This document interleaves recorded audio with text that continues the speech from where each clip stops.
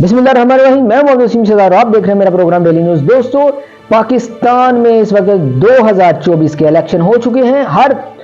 हर कारकुन और हर जीतने वाला उम्मीदवार अपना हलफ सूबाई असम्बलियों में और कौमी असम्बलियों में उठाने के लिए तैयार हो चुके हैं।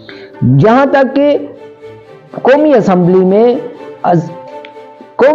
में मुंतखब वज़ीर आज़म 1 मार्च तक अपना हलफ उठाएंगे।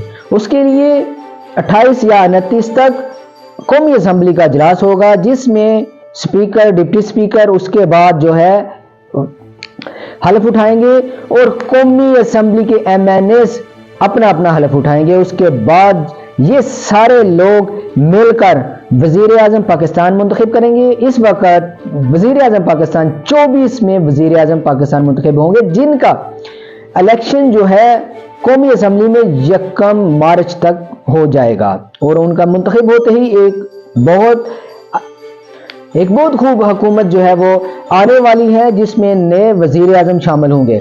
उधर पीपल्स पार्टी ने यूसुफ रज़ा गिलानी को अपना चेयरमैन सेनेट बनाने के लिए उम्मीदवार बना दिया है। यूसुफ रज़ा गिलानी इससे पहले ऑलरेडी चेयरमैन सेनेट नहीं है, वो सेनेट के मेंबर है। उनकी अभी मुद्दत 3 साल तक रहती है। वो इस्लामाबाद से सेनेट के चेयरमैन है। दोस्तों, कौमी असम्बली में सबसे ज्यादा सीटें लेने वाली जमात और जो 6 जमाती इत्तेहाद हुआ है, उसमें वो तमाम जमातें 2/3 अक्सरियत लेने में नाकाम रही हैं। वहां पे कौमी असम्बली में अब तक सबसे ज्यादा जो 6 जमातों का इत्तेहाद हुआ है, उन की कुल सीटें की तादाद 209 है, जबकि 2/3 अक्सरियत के लिए 224 MNAs की सीटें होनी चाहिए 2/3 अक्सरियत के लिए, और आज वो नहीं हुई, बल्कि अभी तक उनकी सादा अक्सरियत है, हुकूमत बनाने के काबिल है, लेकिन 2/3 अक्सरियत के काबिल नहीं है।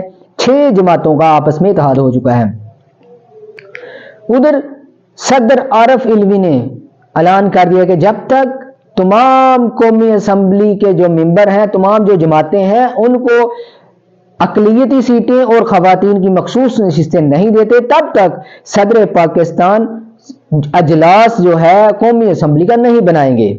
इसके साथ ही आप हमें इजाज़त दें। अपना और अपने चैनल का ख्याल रखिएगा। अल्लाह हाफ़िज़।